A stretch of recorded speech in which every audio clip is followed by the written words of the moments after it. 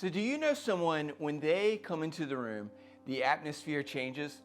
We probably all know at least one person who just seems to light up the room, and they bring a great atmosphere with them when they walk in. And then we probably all know someone who does the opposite, right? Yeah, there's this quote, it says that leadership is influence, nothing more and nothing less. In life and leadership, we want to be doing more than just influencing people to do things. We want to be influencing the tone and the atmosphere around us. So whether you're a CEO of a large corporation or you're a stay-at-home mom leading your kids towards a successful future, part of your role as a leader is to influence the atmosphere. So let me ask you this question. Are you a thermometer or are you a thermostat? You know, what do I mean by that?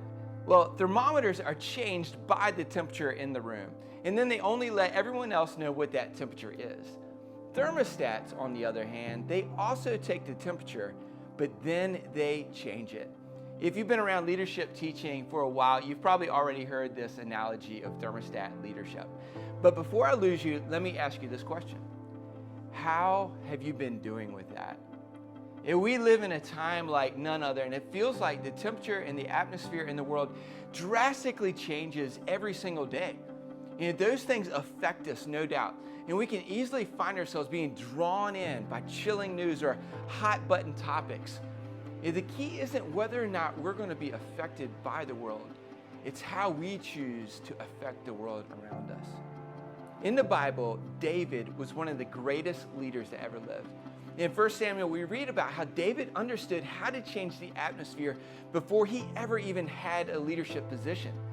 The leader that David worked for, he struggled with anger and depression.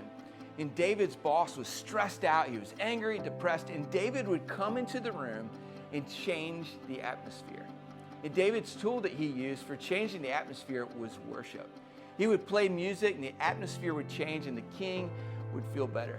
Now, I can imagine that David's co-workers were probably really glad that David knew how to do this. I believe that David used more than just music to change the atmosphere. I believe David carried with him a heart of thanksgiving and worship that he brought into every room that he entered.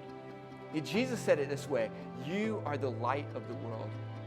I think that nothing sets the tone and atmosphere in a room more than light does. So wherever you are in life and leadership today, bring God's light into the room. Be the thermostat and help change the atmosphere in your world.